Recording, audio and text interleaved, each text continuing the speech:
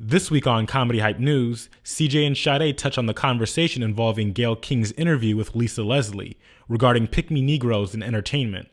They would dive into Monique calling out Oprah online and what's the code for black entertainers in front of white audiences. Let me just say, I told you, I've been telling you about Monique. When Monique came and sat on Comedy Hype in 2019, I've been writing for Monique. Monique been trying to tell us about Oprah. No, Oprah, it ain't what I think. You did do something wrong. You maliciously, and you had full intentions of having my parents on your show and not saying anything to me. Was that for ratings? She been trying to point out what's going on. Now look at Oprah. She caught up in the headlines with Gayle King, with the whole Kobe Bryant situation, questioning Lisa Leslie. Mm-hmm. They're not even trying to hide no more that they're put here to assassinate black men's characters.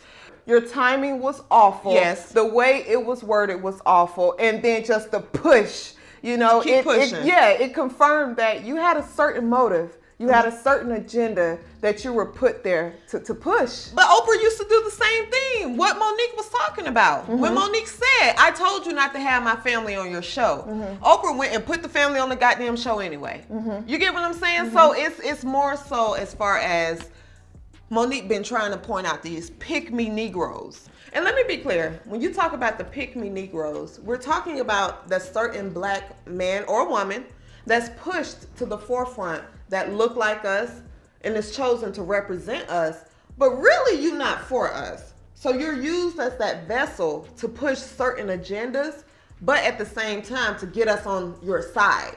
Because Oprah now, it's a trend.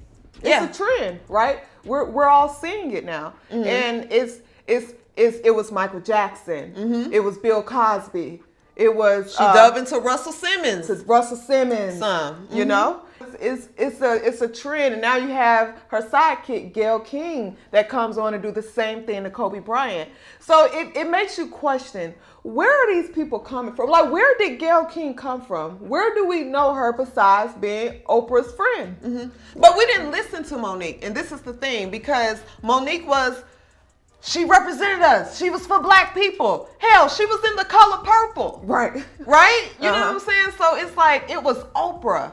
But at the same time, you were picked to make us think that you're for us, but really, you out here trying to assassinate our kings. You get what I'm saying? She does. And it's deeper than like what we see.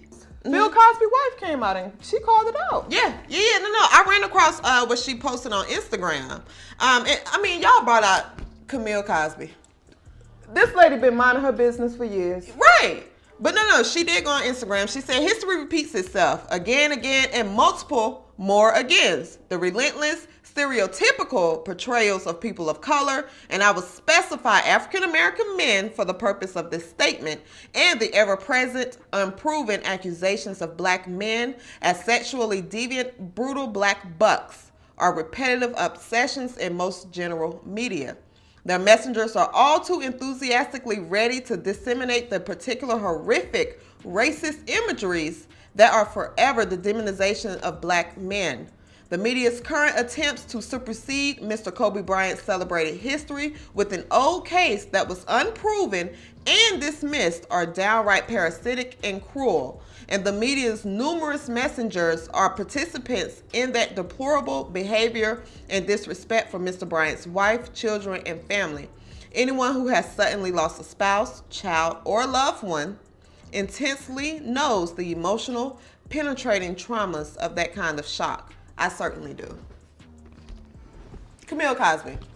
She's referring to Gayle King and Oprah Winfrey. Mm-hmm. She's referring to Gayle King and Oprah Winfrey. Mm-hmm. And not just them two, but the media as a whole and the pick-me Negroes that are put in positions to do those things, to tarnish the legacy of our legends. Mm-hmm. Kobe Bryant's one of our legends. Mm-hmm. You know, Bill Cosby is one of our legends. Mm-hmm. Michael Jackson. Mm-hmm. You know, just legendary black people who have such a deep footprint in our culture. Mm-hmm. They are put there to tarnish it. Not only did Monique try to tell us that, Cat Williams tried to tell us that as well. Yes. In his infamous sit down with V103. Now that interview went viral because he roasted Wanda. Right. However, he had some points. The infamous roast. The infamous roast. Yes. To Wanda. He had some points, and I think he was literally saying the same thing that Monique was saying. It was just his delivery. So he called out the Gerard Carmichaels,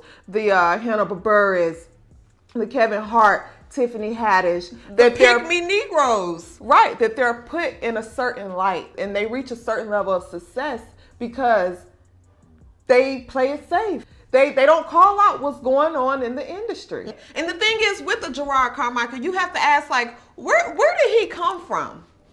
Where did he come from? We just looked up one day and he was on the screen. Because if you look at his special back in 2014, Love at the Store, if you look back at that special, he's in front of white people talking about how he's glad slavery existed. Because if slavery didn't exist, I would still be living in Africa with AIDS. But you guys got to understand, if it weren't for slavery, you guys, I would be in Africa right now.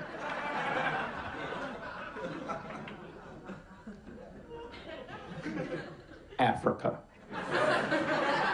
Are you hearing what I'm saying to you? Like, they have AIDS there. What?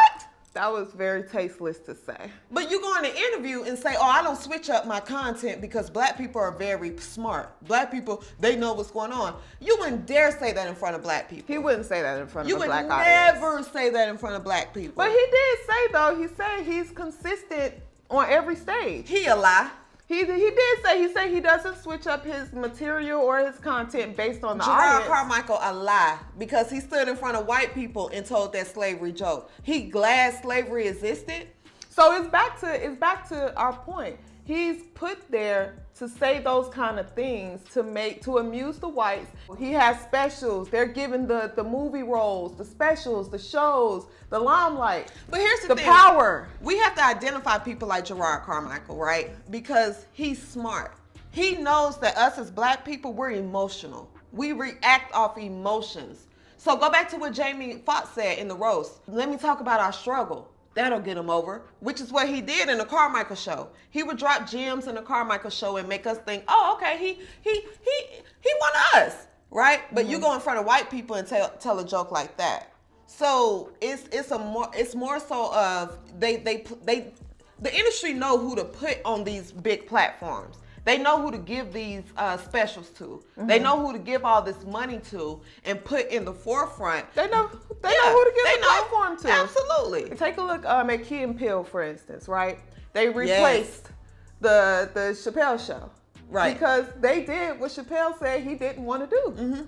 Chappelle walked away. Key and Peele, where did they come from? Well, here's the thing. Chappelle walked away because it bothered him that white people were laughing at he felt like white people were laughing at his skits and his message. So he walked away. But guess what? I'll walk away. Guess what? What one black man won't do, you got 100 other black people that'll do what you're not willing to do. Correct. Key and Peele walked right up to it. They didn't care. And they may not be fully black, but they're put there to represent us. Yeah. Look at the skit, the one skit they did, the slavery auction skit. What the hell was that?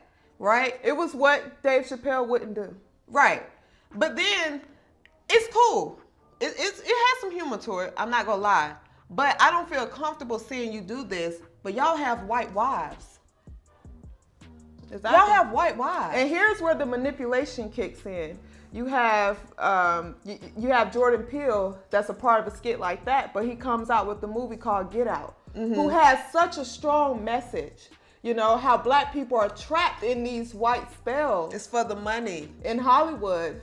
You know, he comes out with the movie that gives us insight and a strong message. You have to be slightly intelligent to get it, you know? But he's not going to stand on stage and say it, how Cat Williams did, you know? So again, Monique warned us. She warned us about Steve Harvey as well. Now, I think we've all engaged in one conversation where we've said, you know, Steve Harvey sure do go in on the black people on Family Feud. Yes. I think we've all had that conversation, you know?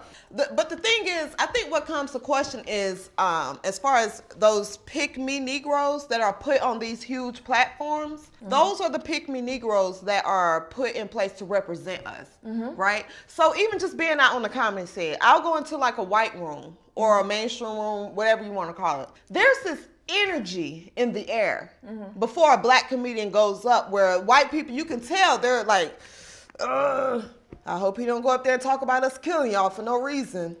Right. Oh, I hope he don't talk about slavery. God, I hope he don't point out the racist shit that's going on in America right now.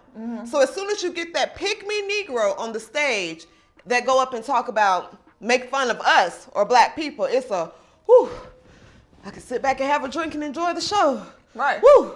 They're You know? comfortable. Just amuse me. Don't make me uncomfortable. Yeah, just make me comfortable. Don't say anything out of line, and don't create that awkward energy in the air, right? So a Gerard Carmichael who can go up and make fun of slavery and say, you know, I'm glad slavery existed because, you know, in Africa, I would have still been in Africa with the AIDS. It make white people comfortable around black people like him.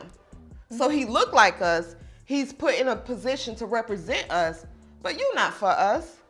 So that's where I think this code needs to come in line, to where we can check the pick-me Negroes, and we can identify people like Gayle, Oprah. I agree. So let us know in the comments below, what's the code? And what do we do about the pick-me Negroes? Until next week, it's CJ and Sade with Comedy Hype News.